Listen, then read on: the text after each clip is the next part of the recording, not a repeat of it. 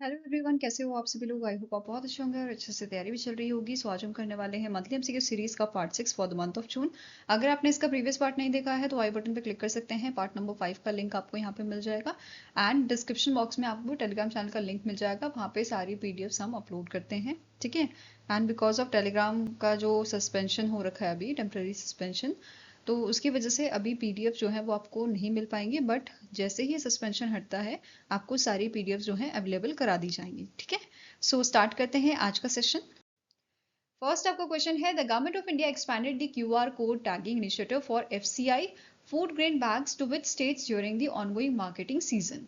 So government of India ने बोला है ये एक्सपैंड करेंगे क्यूआर कोड टैगिंग इनिशिएटिव, ठीक है। किस चीज के लिए ये बेसिकली लाया गया था, एफसीआई के जो फूड ग्रेड बैग्स है वहां पे एक आपका क्यूआर कोड जो है ऐड किया गया है। अब उस क्यूआर कोड से जो आपका प्रोक्योरमेंट सेंटर होगा, जो एजेंसी होगी, ठीक है, उसके बारे में डिटेल मिल जाएगी, ठीक है। तो इसका पायलट प्रोजेक्ट आपका चलाया गया था आंध्र प्रदेश में, ठीक है, और पंजाब में।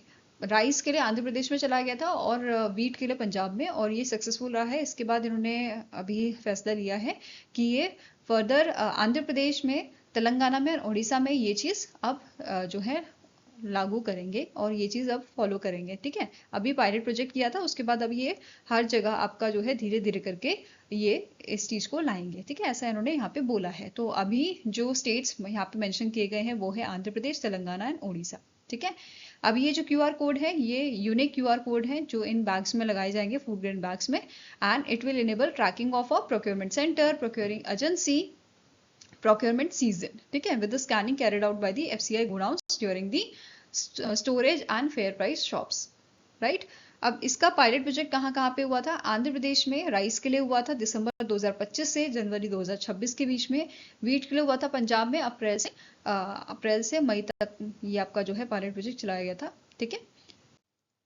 नाउ नेक्स्ट आपकी न्यूज है नवचार मंत्र इनिशिएटिव। रिसेंटली हमारे जो यूनियन मिनिस्टर ऑफ स्टेट हैं जयंत चौधरी जी, इनके द्वारा लॉन्च किया गया था नवचार मंत्र initiative at the IIT Delhi, right. इसका मेन पर्पस क्या है, आइडेंटिफाई करना, नर्चर करना एंड स्केल करना ग्रास रूट इनोवेशंस को एंड अर्ली स्टेज एंटरप्रेन्योरशिप को इंडिया में, राइट। अब इसकी इम्प्लीमेंटिंग एजेंसी कौन सी रहेगी इस इनिशिएटिव की, तो national institute for entrepreneurship and small business development, ये इसकी इम्प्लीमेंटिंग एजेंसी रहेगी। टेक्निकल नॉलेज पार्टनर्स के रहेंगे foundation for innovation and technology transfer IIT Delhi, from the IIT Delhi.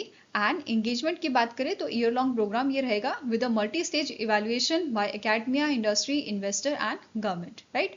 ये सपोर्ट प्रोवाइड करेंगे, जैसे मेंटोरशिप ये प्रोवाइड करेंगे, वेबिनार्स करवाएंगे, innovation showcases, investor interaction,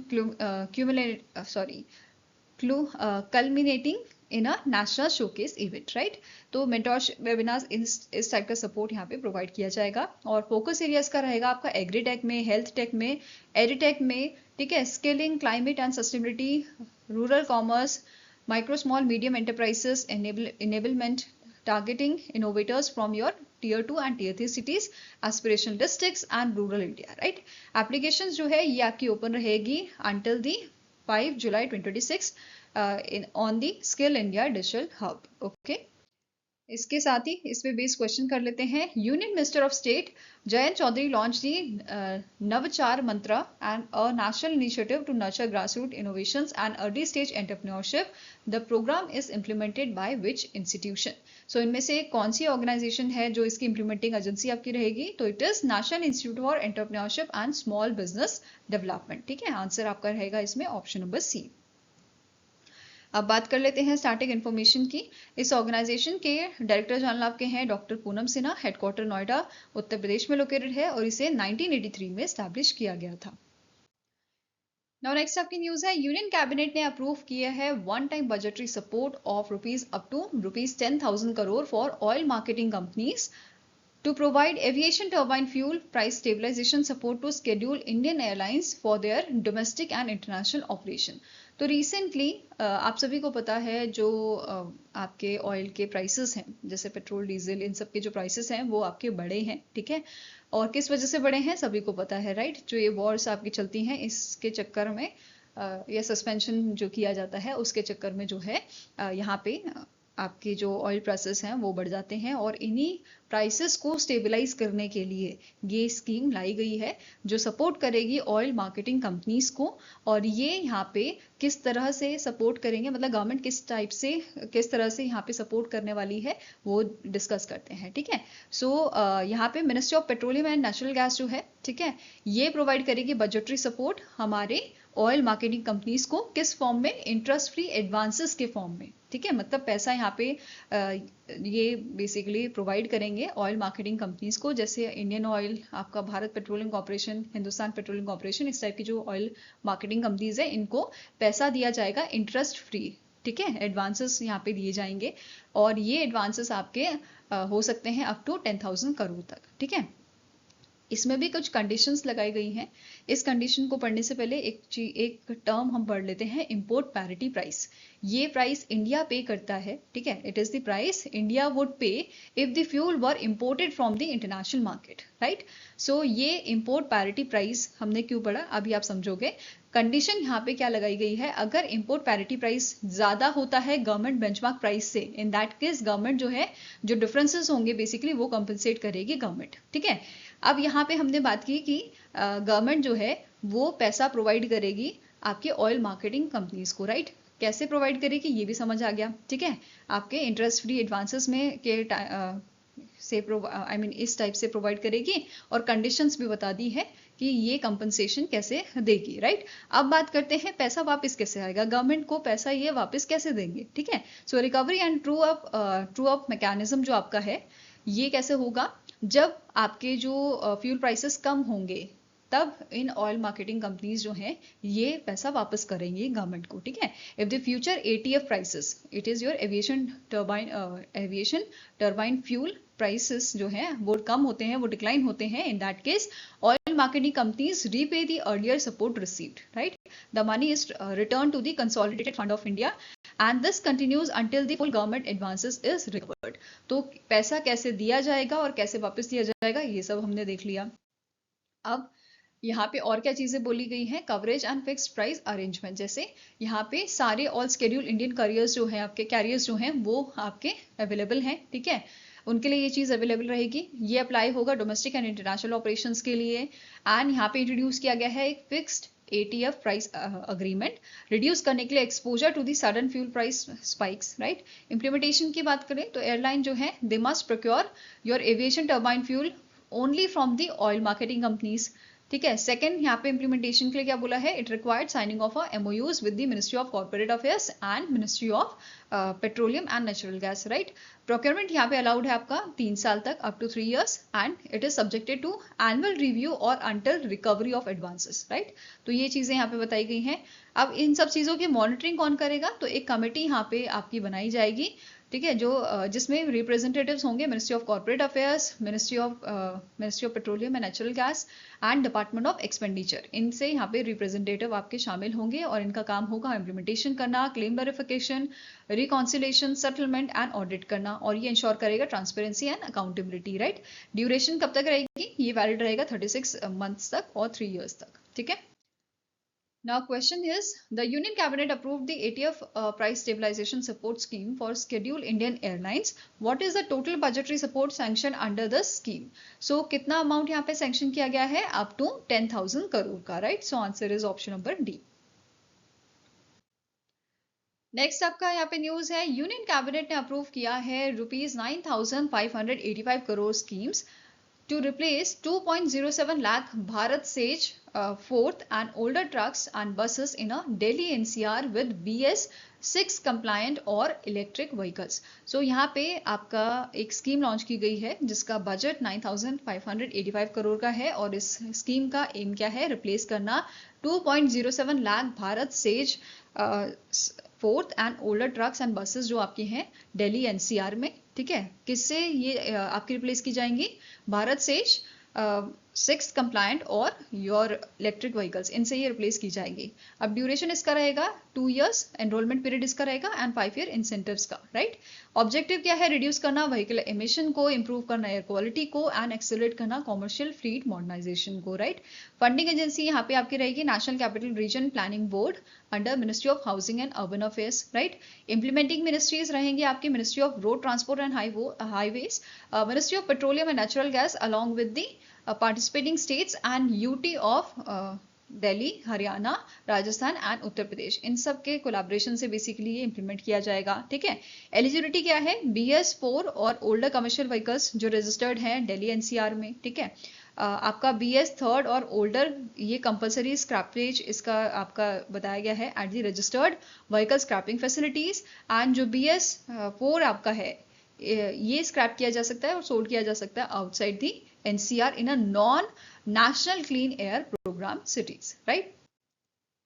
replacement vehicles जो हैं ये भी आपके अभी हमने डिस्कस किया BS4 कंप्लायंट और इलेक्ट्रिक व्हीकल्स होने चाहिए। दिल्ली स्पेसिफिक रूल्स यहाँ पे क्या है? लाइट गुड्स व्हीकल रिप्लेस किए जाएंगे only with the EVs, right, and buses only with the BS6 CNG और EV बसेस, ठीक है। And government own vehicle exclude किए गए हैं यहाँ पे, ठीक है। नेक्स्ट है डिजिटल इंप्लीमेंटेशन, तो इंटीग्रेट यहाँ पे किया गया है इसको डिजिटल पोर्टल के साथ। ये यहाँ पे रियल टाइम एलिजिबिलिटी वेरिफिकेशन आप यहाँ पे मतलब बेसिकली ईयरली सर्विसेज यहाँ पे प्रोवाइड करेगा। Automated intra subvention processing, monthly fuel voucher credits, continuous emission monitoring, तो ये सारी चीजें यहाँ पे रहेंगी आपकी, ठीक है। इसके लिए भी यहाँ पे एक एम्पावर्ड कमेटी बनाई गई है जो इन सब चीजों की देखरेख करेगी, जिसके चेयर बनाए गए हैं डॉक्टर TV सोमनाथन, ठीक है। इसके अलावा इसमें मेंबर्स आपके रहेंगे इंटरिम CEO जो हैं नीति आयोग के अभी नीति छिब्बर, ठीक है। Secretaries of ministry of housing and urban affairs, ministry of road transport and highways, ministry of your petroleum natural gas, ठीक है, DFS आपके रहेंगे।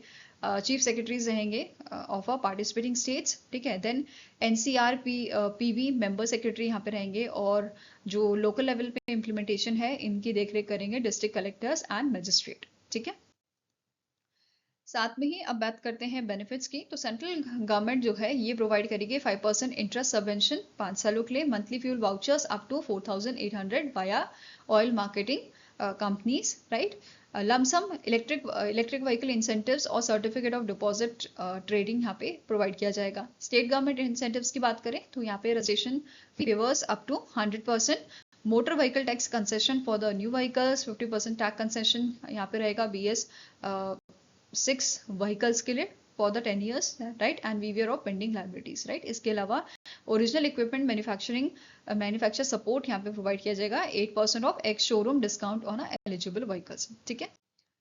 नाउ इस पे बेस क्वेश्चन कर लेते हैं। The union cabinet approve the scheme with an outlay of how much to replace BS4 and older trucks and buses in the Delhi NCR with the BS6 और electric vehicles, ठीक है, EVs। So answer यहाँ पे क्या हो जाएगा? इसके लिए स्कीम के लिए कितना बजट यहाँ पे दिया गया है, कितना आउटले दिया गया है? तो 9,585 करोड़ का, ठीक है।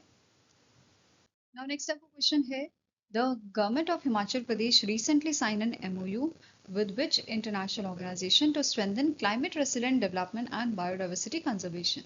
तो recently जो गवर्नमेंट ऑफ हिमाचल प्रदेश है इनके द्वारा एक अग्रीमेंट जो है साइन किया गया है with the United Nation development programme, that is UNDP के साथ इनका अग्रीमेंट साइन हुआ है। किस चीज के लिए? बूस्ट करने के लिए या स्ट्रेंथन करने के लिए क्लाइमेट रेसिलेंट डेवलपमेंट को एंड बायोडाइवर्सिटी कंजर्वेशन को, right, in the Himachal Pradesh, right. अब जो की फोकस एरिया इसका रहेगा, it is circular economy and waste management, ठीक है, biodiversity conservation, climate resilience, inclusive and gender responsive development, sustainable livelihood creation for the local communities, okay। now इसके साथ साथ ही जो CM है हिमाचल प्रदेश के सुखविंदर सिंह सुक्खू, इनके द्वारा लॉन्च किया गया था एक स्कीम, सफाई मित्र स्कीम, ठीक है। सफाई मित्र स्कीम इन्होंने लॉन्च की थी ताकि ये इंप्रूव करे dignity, safety, welfare and livelihood opportunities of a sanitation and waste management workers, ठीक है। ये जो स्कीम है it will empower informal waste management workers, by providing the greater recognition, support कर सोशल सपोर्ट प्रोवाइड करके, safety measures basically इनको provide करके, and by improving the livelihood opportunity and integration into the state circular economy framework, right. So ये scheme इन्होंने launch की थी empower करने के लिए sanitation and waste management worker को, ठीक है। अब बात करते हैं यूएनडीपी की। इसके करंट एडमिनिस्ट्रेटर हैं अलेक्जेंडर डी क्रो। हेडक्वार्टर इसका न्यूयॉर्क यूएसए में लोकेटेड है एंड इसे 1965 में स्टैब्लिश किया गया था। नाउ नेक्स्ट क्वेश्चन है, who became the first Indian grand master to win the Norway chess open section 2026। So इनमें से कौन से इंडियन ग्रैंड मास्टर हैं जिन्होंने नॉर्वे चेस ओपन सेक्शन जो था, नॉर्वे चेस का ओपन सेक्शन, इसमें जीत हासिल की है। तो इनका नाम आपका है रमेश बाबू प्रगनंदा, ठीक है। सो answer is option number D. अब यहाँ पे ये जो टूर्नामेंट है इसमें आपके दो सेक्शन होते हैं, एक ओपन सेक्शन, दूसरा विमेन सेक्शन होता है, ठीक है। सो ओपन सेक्शन में 6 प्लेयर यहाँ पे आपके फीचर किए जाते हैं from the 5 nation and 6 players आपके रहते हैं 4 नेशन से इन द विमेन सेक्शन। और यहाँ पे जो नॉर्वे चेस आपका हुआ था इसमें जो आपका ओपन चेस था बेसिकली, इसके लिए 7 लाख नॉर्वेगन क्रोन जो है ये प्राइज रखा गया था एंड वुमेन्स के लिए आपका रखा गया था 3,50,000 का, ठीक है। इसके अलावा बाकी जो विनर्स हैं वो देख लेते हैं। नॉर्वे चेस 2026 का जो आपका ओपन सेक्शन था ये 14th एडिशन था, ठीक है। इसमें विनर रहे थे आर प्रगनंदा, ठीक है। एंड सेकेंड नंबर पे थे वेल्सले सो, देन थर्ड पे आपके Alireza from the France, Magnus Carlsen आपके 4th नंबर पे थे एंड विंसेंट केमर जर्मनी से 5th नंबर पे। वहीं पे अगर हम बात करें नॉर्वे चेस विमेन टूर्नामेंट की, तो इस सेक्शन में ये इसका 3rd एडिशन था एंड इस सेक्शन में कजाकिस्तान की बीबी सारा जो है ये विनर रही थी, ठीक है। फर्स्ट पोजीशन इनकी थी। जू जिनर चाइना से, अना मुजेचुक फ्रॉम यूक्रेन, जू वेंजुन चाइना से एंड दिव्या देशमुख इंडिया से 5th नंबर पे रही थी, ठीक है। अब बात कर लेते हैं नॉर्वेगियन चेस फेडरेशन की। इसके करंट प्रेसिडेंट है लॉसे ओ लोबेक। हेडक्वार्टर इसका ऑस्लो नॉर्वे में है और इसे 1914 में स्टैब्लिश किया गया था। नेक्स्ट आपका क्वेश्चन है, who has assumed the additional charge as a chief executive officer of a India AI mission. So recently जो आपके यूआईडीएआई के सीईओ हैं सौरभ विजय, इनको एडिशनल चार्ज दिया गया है as a chief executive officer of a India AI mission, ठीक है। करंटली ये यूआईडीए के सीईओ सर्व कर रहे हैं। साथ में ही यहाँ पे नोट करना है इन्होंने सक्सीड किया है अभिषेक सिंह को।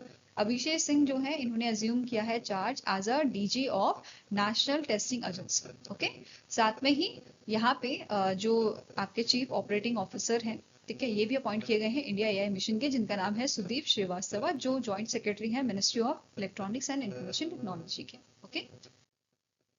नेक्स्ट क्वेश्चन है, एयर इंडिया ने एक अग्रीमेंट साइन किया है with which Saudi Arabian airline to enhance premium travel option and to expand connectivity. So Air India का यहाँ पे एमओयू साइन हुआ है या अग्रीमेंट साइन हुआ है किसके साथ? रियाद एयर के साथ ये अग्रीमेंट साइन हुआ है for enhancing premier travel option and to expand the connectivity, ठीक है। इस एमओयू का मेन एम है एनहांस करना ग्लोबल कनेक्टिविटी को between India, Saudi Arabia and other global destination by leveraging the hubs of New Delhi, Mumbai and Riyadh, okay. Next question है, according to the Bloomberg data, India slipped to the seventh spot in global market capitalization ranking with a valuation of 4.84 trillion US dollar. Which country replaced India at the 6th spot with a valuation of 5.01 trillion US dollar? तो according to the Bloomberg data, India की जो rank है global market capitalisation में ये 7वीं number पे आई है, ठीक है। पहले 6th पे थी, फिर ये अभी आपके 7th नंबर पे हो गया है इंडिया। एंड इंडिया को बेसिकली 7th नंबर पे पहुंचाया है साउथ कोरिया ने, ठीक है। इंडिया को रिप्लेस किया है साउथ कोरिया ने। साउथ कोरिया की कैपिटल वैल्यूएशन कितनी है? 5.01 ट्रिलियन यूएस डॉलर की, ठीक है। इससे पहले मई की अगर हम बात करें, अभी जून का डेटा यहाँ पे रिलीज किया गया था, ठीक है, जिसमें 7th रैंक इंडिया की आई है। और मई की बात करें तो इंडिया की जो रैंक थी वो आपके 6th थी, ठीक है।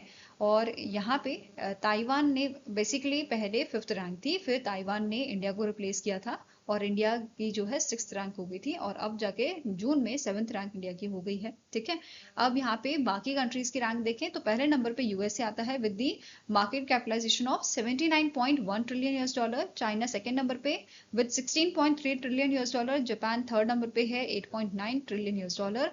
फोर्थ पे आता है हांगकांग 7.6 ट्रिलियन यूएस डॉलर में। फिफ्थ में Taiwan with 5.15 trillion US dollar. South Korea 5.01 trillion US dollar. And seventh में आता है USA sorry India with 4.84 trillion US dollar. ठीक है,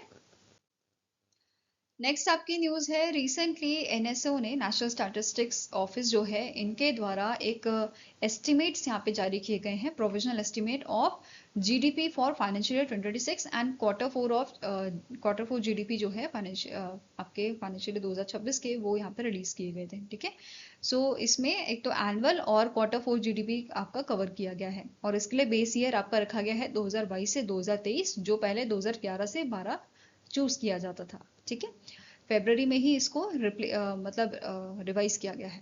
नाउ पहले बात करेंगे एनुअल ग्रोथ एस्टिमेट की फाइनेंशियल ईयर 2026 की। तो यहाँ पे रियल जीडीपी इन्होंने बताई है 7.7% for the financial year 2026। Nominal GDP 8.9% पे। रियल जीवीए आपका जो है ग्रॉस वैल्यू एडेड, ये 7.9% पे बताया है, एंड नॉमिनल जीवीए 9.1% ग्रोथ के साथ इन्होंने बताया है। ठीक है, यहाँ पे आप इसकी वैल्यू भी देख सकते हैं। अब बात करते हैं क्वार्टरली ग्रोथ एस्टिमेट्स की। तो quarter four of financial year 2026 में रियल जीडीपी आपकी यहाँ पे पहुंची है 87.77 लाख करोड़ की। ठीक है, वैल्यू की। नॉमिनल जीडीपी 94.65 लाख करोड़ की। Real GVA 80.18 lakh crore. Nominal GVA आपका है 86.46 लाख करोड़ का। ठीक है, इसके अलावा सेक्टर वाइज ग्रोथ की बात करें तो प्राइमरी सेक्टर में जैसे एग्रीकल्चर आपका हो गया, इसमें 3% की ग्रोथ देखी गई है फाइनेंशियल ईयर 2026 में। माइनिंग एंड क्वेरिंग जो है इसमें 5.2% की देखी गई है। सेकेंडरी सेक्टर में मैन्युफैक्चरिंग की बात करें तो 10.7% का यहाँ पे जो है हमें ग्रोथ देखने को मिला है। ठीक है, quarter four of financial year 2026 में बताया गया है 7.3% का ये आपका ग्रोथ देखा गया है। ठीक है, नेक्स्ट आता है आपका टर्चरी सेक्टर, इसमें ट्रेड, होटल्स, आपके ट्रांसपोर्ट, कम्युनिकेशन, ब्रॉडकास्टिंग, इसमें 11% का ग्रोथ देखा गया है फाइनेंशियल ईयर 2026 में। एंड क्वार्टर फोर की बात करें तो 12.4% का ग्रोथ है। ठीक है, इसके अलावा एक्सपेंडिचर कंपोनेंट्स की बात करें, जैसे गवर्नमेंट फाइनल कंजप्शन एक्सपेंडिचर है, ये देखा गया है 5.5%।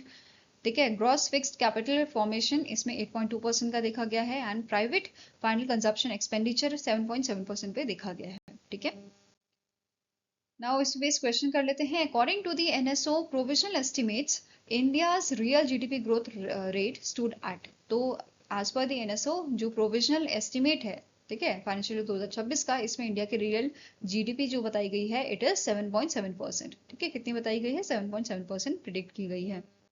नाउ नेक्स्ट आपकी न्यूज है, डॉक्टर जितेंद्र सिंह जो हैं हमारे जो मिनिस्टर हैं, उनके द्वारा अनाउंस किया गया है एक एनआरएफ पोर्टल, किस चीज के लिए? For training in patent filing and research paper writing review progress of a scientific department.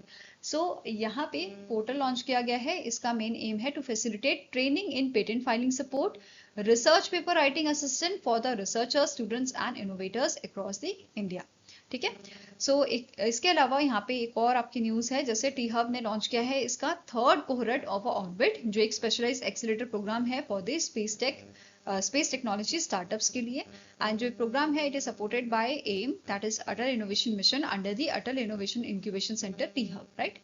अब यहाँ पे जो थर्ड कोहरेट लॉन्च किया गया है, it is launch with the 13 startups, and total supported startup जो है अभी तक वो है 36 स्पेस टेक स्टार्टअप। ठीक है, साथ में ही नोट करना है, प्रीवियसली जो ऑर्बिट कोहरेट है it have collectively raise nearly ₹30 crore in the funding and contributed to the 18 published intellectual properties. ठीक है, नेक्स्ट आपकी न्यूज है, आरबीआई ने second bimonthly monetary policy जो है फाइनेंशियल ईयर 2026 की, वो यहाँ पे रिलीज की थी। बेसिकली इनकी मीटिंग हुई थी, 61st एमपीसी मीटिंग यहाँ पे हुई थी, जो 3 से 5 जून तक चली थी। एंड इसके चेयरमैन आपके थे आरबीआई के गवर्नर संजय मल्होत्रा।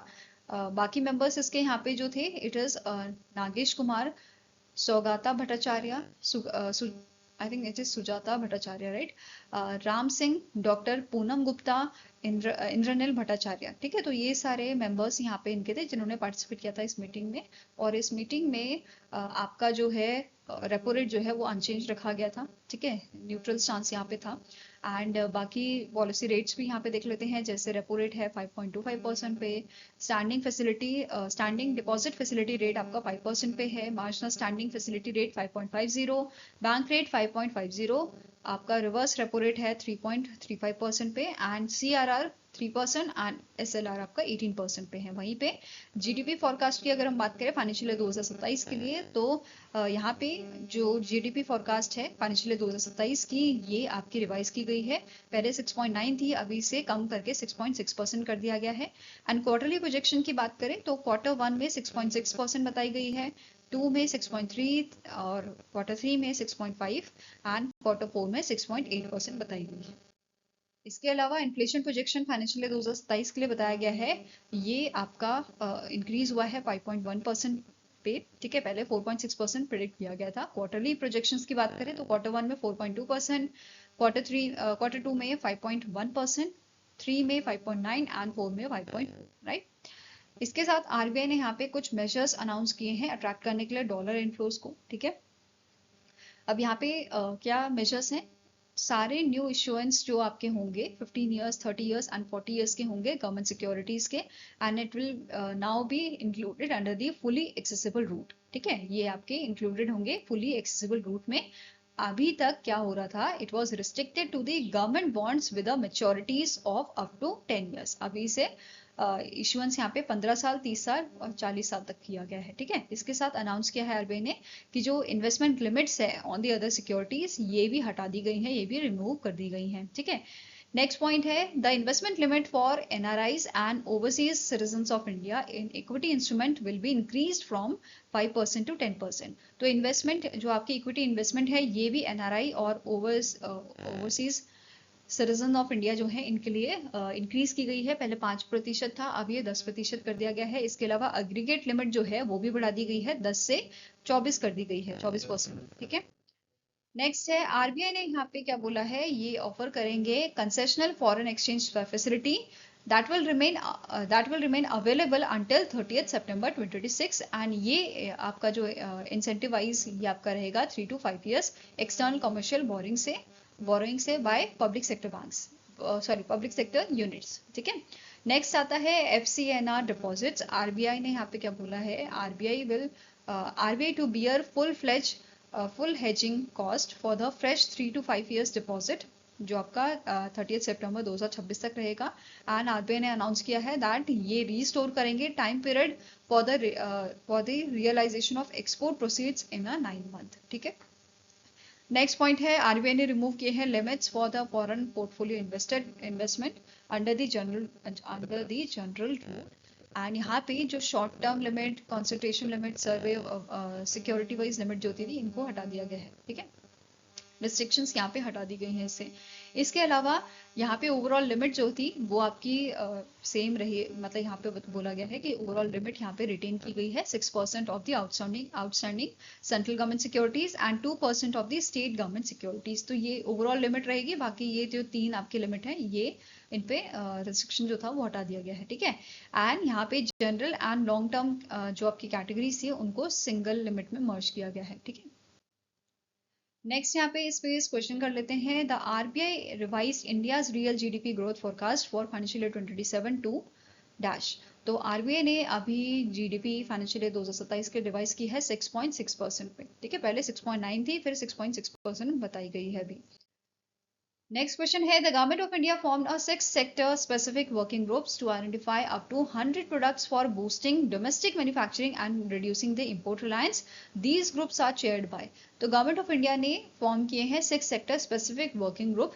ठीक है, जो आइडेंटिफाई करेंगे आपके अप टू 100 प्रोडक्ट्स को for boosting the domestic manufacturing. ठीक है, डोमेस्टिक मैन्युफैक्चरिंग को बूस्ट करने के लिए एंड रिड्यूस करने के लिए इम्पोर्ट्स जो हम बाहर से इम्पोर्ट करते हैं बेसिकली उनको कम करने के लिए। राइट, सो ये जो ग्रुप है इनके चेयर आपके रहेंगे अमरदीप सिंह भाटिया। ठीक है, जो आपके सेक्रेटरी हैं DPIIT के। ठीक है, अब यहाँ पे ये फोकस करेंगे ग्रुप्स फार्मास्यूटिकल्स में, biotech and medical devices, chemical and petrochemicals, textiles and footwear, capital goods, automotive and electric vehicles, advance capital goods, energy, construction equipment and infrastructure पे, ठीक है। Defence and aerospace and electronics, ये भी इसके focus area रहेंगे आपके, ठीक है।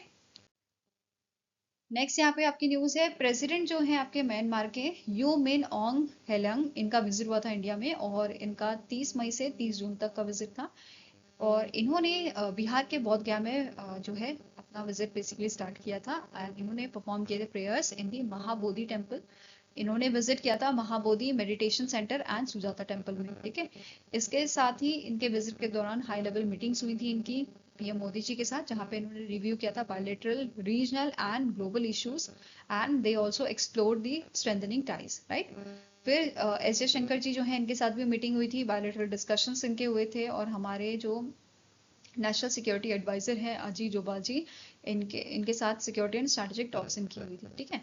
बिजनेस फोरम की बात करें तो यहाँ पे इंडिया म्यांमार बिजनेस कॉन्क्लेव आपका हुआ था न्यू दिल्ली में एंड इसका फोकस आपका था in expanding bilateral trade and commercial opportunities with India, right. Organiser कौन है इसके, CII, Confederation of Indian Industry and Union of Myanmar Federation of Chambers of Commerce and Investment. इसके अलावा यहाँ पे इनका विजिट हुआ था एनटीपीसी लिमिटेड की एनर्जी टेक्नोलॉजी रिसर्च अलायंस में, ठीक है, जो आपका ग्रेटर नोएडा यूपी में लोकेटेड है, ऑब्जर्व करने के लिए advance research and development in energy technology, okay. Now next आपकी न्यूज है, ministry of environment, forest and climate change ने ऑफिशियली डिजिग्नेट किया है सुरहा ताल को या जयप्रकाश नारायण बर्ड सेंचुरी को as a India's 100th Ramsar site and 13th Ramsar site in UP.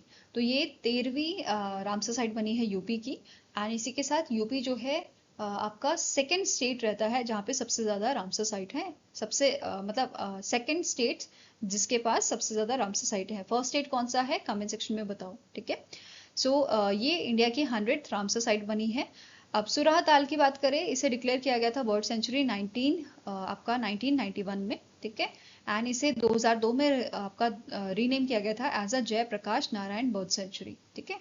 It is a natural perennial oxbow lake which is formed from the meander of a Ganga river. जैसे आपकी flow होता है basically, आपने देखा होगा जो river का flow है कुछ इस टाइप का रहता है, इससे क्या होता है धीरे धीरे जो ये एरिया है कर्व वाले कटते जाते हैं और नदी अपना रास्ता जो है बनाती जाती है। तो इस टाइप से ये जो आपका रामसर साइट है ये क्रिएट हुआ है, ठीक है, फॉर्म हुआ है ऑफ अ गंगा रिवर, ठीक है, गंगा रिवर से। देन हाइड्रोलॉजी की बात करें तो इसे it receive the fresh water inflow via 3 channel, right. इसके अलावा बायोडाइवर्सिटी की बात करें तो it is habited for 310 bird species.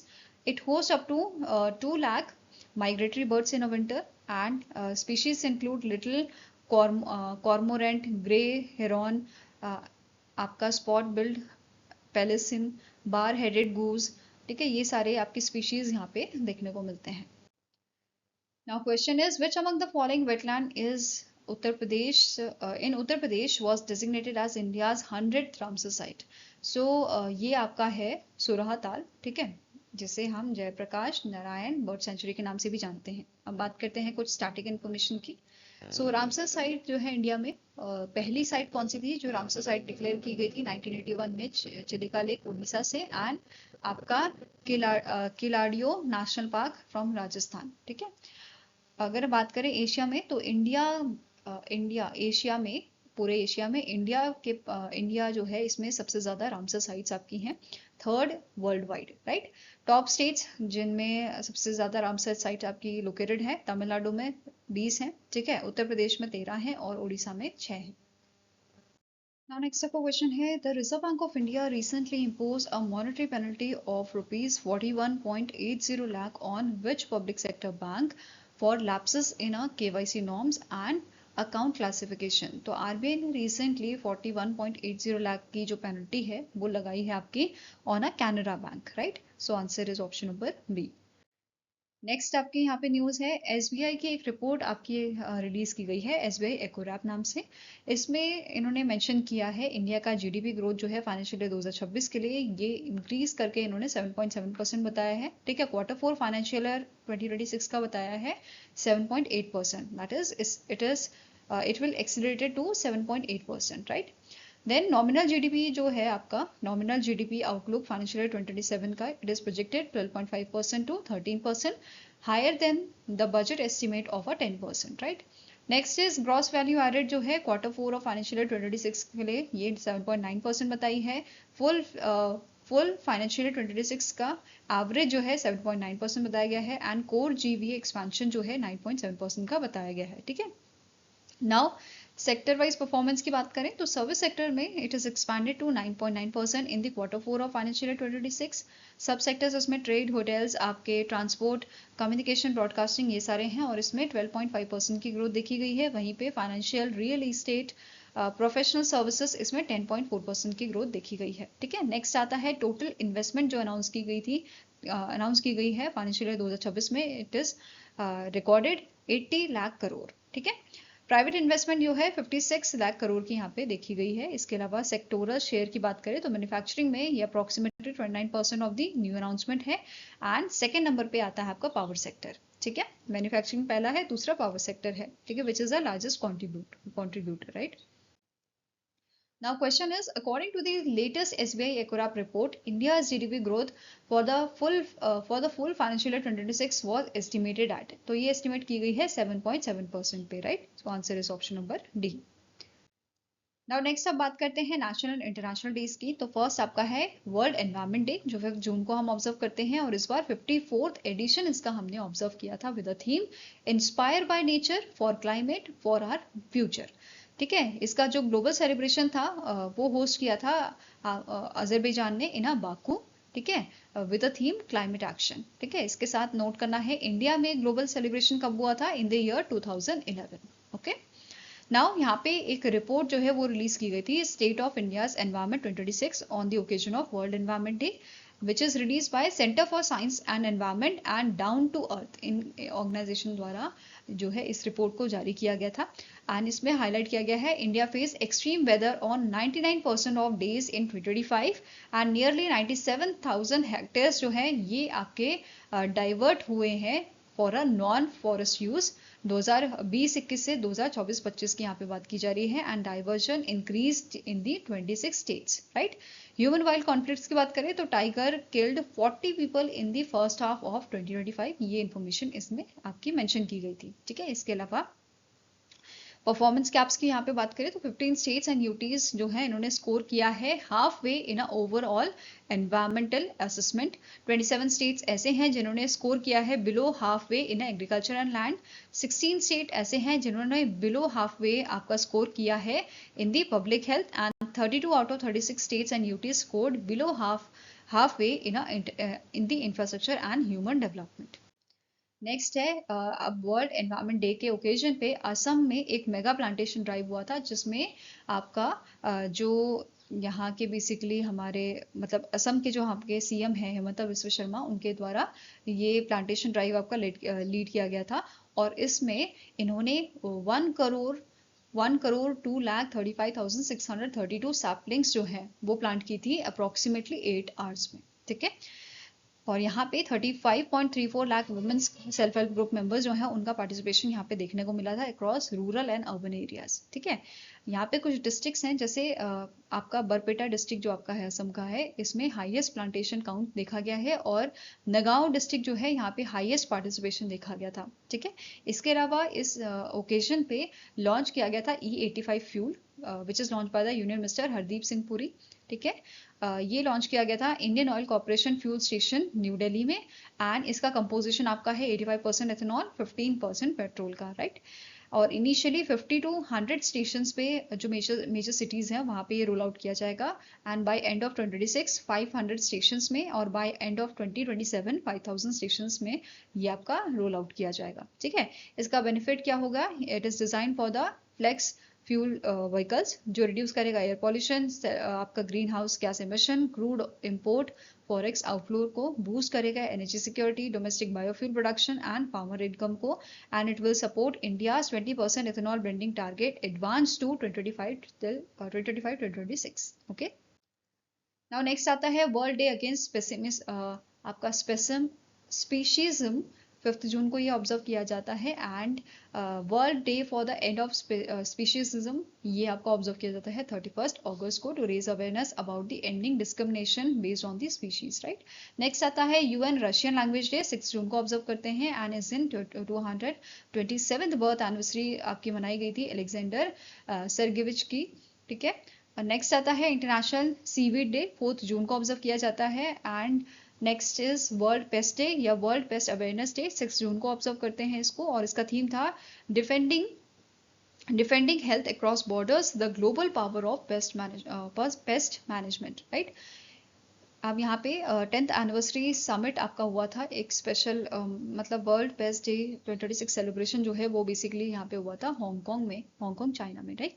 इसके अलावा यहाँ पे डिजिटल कैंपेन्स आपके लॉन्च किए गए थे। Industry associations launch the awareness campaign on the pest borne diseases and importance of licensed pest control services.